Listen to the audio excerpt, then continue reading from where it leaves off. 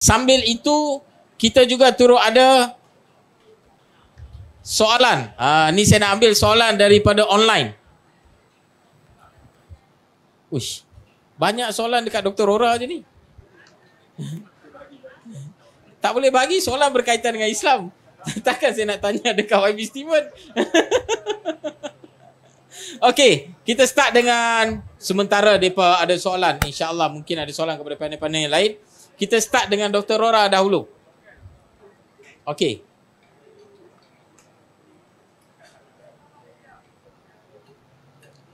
Okey, soalan kepada Dr. Rora. Ulama berbeza dalam isu khilaf. Tapi bagi isu yang bukan khilaf, dikatakan khilaf. Contohnya tahlil bagi orang makan. Oi, soalan pun khilaf juga.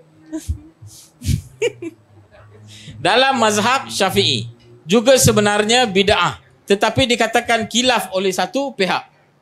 Jadi apa pandangan doktor dan bagaimana kita nak menguruskan perbezaan ini? Tafadhal doktor.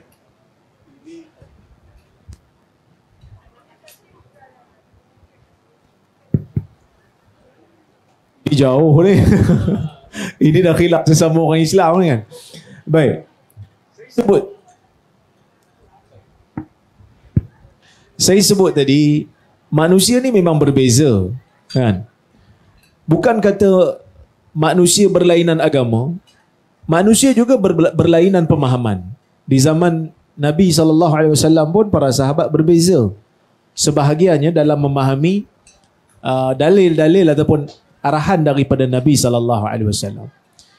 Balik pada isu khilaf atau bid'ah contohnya, mungkin ada yang macam tanya pada kita lah, you nak harmoni sangat tapi ajaran sesat dalam Islam you lawan juga kan.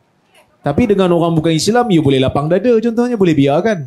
Kita kata yang bak ajaran sesat ni, kalau dia guna brand lain tak apa, tapi sebab dia kata tu Islam, tapi sebenarnya tu bukan Islam, dan kita kena bagi tahulah itu bukan ajaran Islam, itu berkenaan dengan ajaran sesat lah. Kalau dia guna nama lain selain daripada Islam, dan kita tak ada masalah lah kan, buatlah kau mana pun kamu nak buat. Okey, sama juga macam isu bid'ah dengan tak bid'ah ni. Bila masuk bab isu bid'ah, orang yang mengamalkannya, dia kata benda tu adalah benda yang sunat.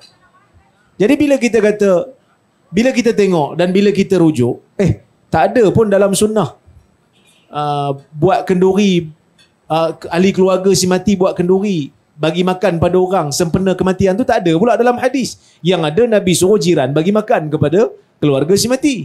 Jadi kita kata benda tu tak sunnah lah kan, benda tu bid'ah lah. Takkan kita nak kata sunnah pula. Sunnahnya adalah benda yang sebaliknya.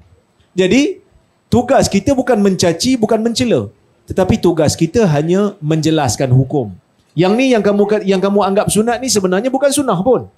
Ia adalah sesuatu yang tidak ada di zaman Nabi SAW.